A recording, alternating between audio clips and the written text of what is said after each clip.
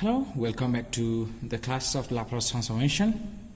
So today we're going to learn what exactly the Laplace transformation, okay, how it is going to helpful to for finding the solution of differential equation. And if you are into engineering, then it's one of the most useful concept for finding the solution of a differential equation. Okay, so what exactly this Laplace transformation is?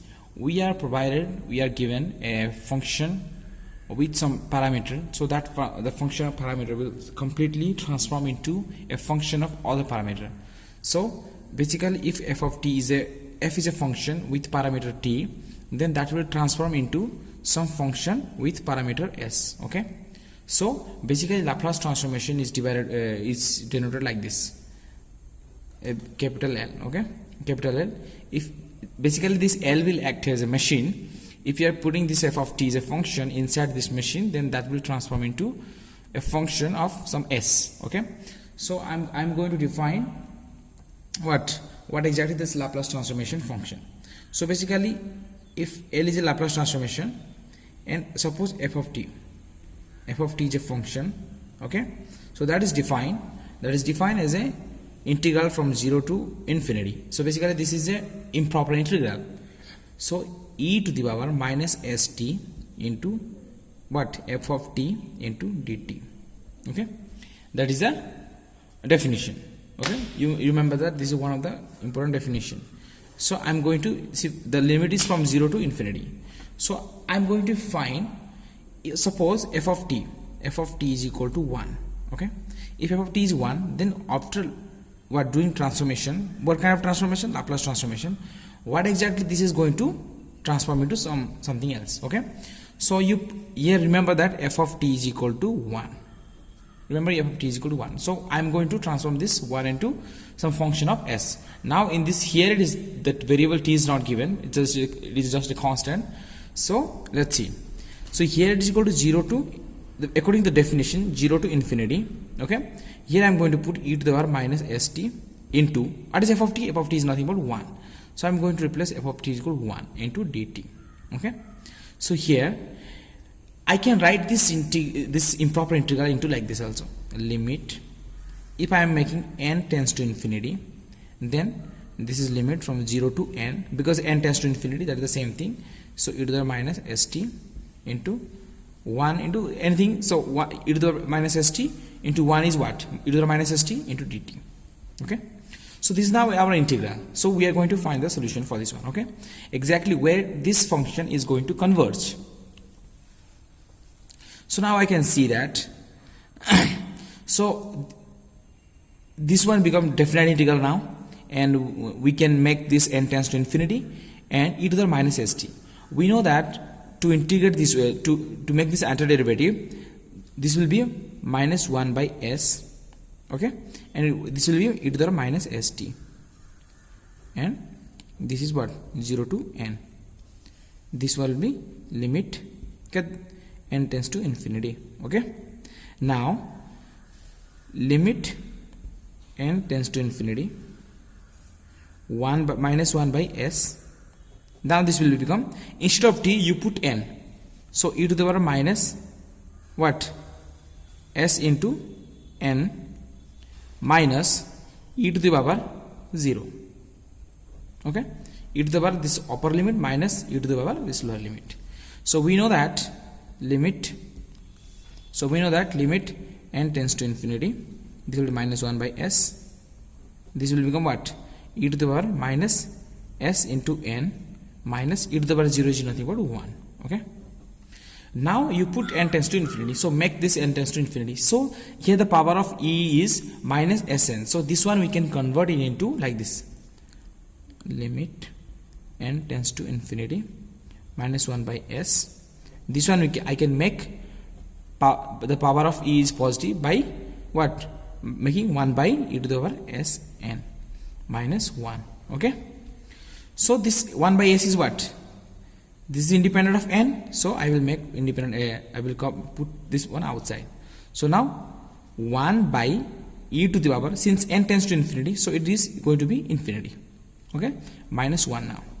See, 1 by e to the power infinity, the value of e is some 2 point something. Okay, it's an irrational. So e to the power, this will become, it is going to be a very huge number. Okay, 1 by s, 1 by infinity minus 1. So 1 by infinity minus 1, this will become minus 1 by s into, this will become 0 minus 1. So minus 1 by s into what? Minus 1. So minus in minus 1 plus 1, so 1 by s. So basically we have derived the Laplace transformation of 1, this constant, the value is equal to 1 by s. Okay, you can derive the entire thing, otherwise you can remember Laplace of 1 is equal to 1 by s for our calculation convenience. Okay, so now let's do another problem. If our function is e to the power at, okay, remember that our function is what? Our function is e to the power at. So now write down the definition. What is the definition here? I'm going to use the other pen. Definition is from 0 to infinity. This is an improper integral. The lower limit is 0 and the upper limit is infinity. Then e to the power minus st, okay, into f of t. What is f of t? F of t is nothing but e to the power at. So write it down, e to the power at into dt. Okay. Now what is going to happen? See here, e to the power minus st into e to the power at. So if you will just now convert like this, so this is going to be minus s plus a into t into dt. This is going to be like this. Okay, now this one also I can write like this, limit from 0 to infinity e to the power, if I will take minus common outside, then s minus a into t into dt. Okay, this become like this. So since this is an improper integral, so I am going to use the limit definition. Okay, so I will make use of the limit n tends to infinity. So integration 0 to, it is going to be n. Okay, now this is going to be e to the power minus s minus a comma t into dt. So now it's a very good practice for this antiderivative or integrations. So we know that e to the power minus something is e to the power at is given, then we know how to calculate, means evaluate this integrations. So limit n tends to infinity, this is going to be minus 1 by s minus a, okay, into e to the power minus s minus a t, and the limit is what? 0 to infinity. Okay, so now you can see here this term is independent of n. A term re n nahi, sethi pai ame bahar ku neba eta 1 by s minus a. Okay, then this limit n tends to infinity, a term re kon heba e to the power minus s minus a into, instead of t you put infinity, sorry, not infinity, basically this is n. Okay, sorry for that, this is n minus e to the power 0, e to the power this upper limit, instead of a t বদলে তুমি n পকাও, তারপরে t বদলে তুমি 0 পকাও, so 0 into anything is 0, so e to the power 0. Okay, so now go for the next step.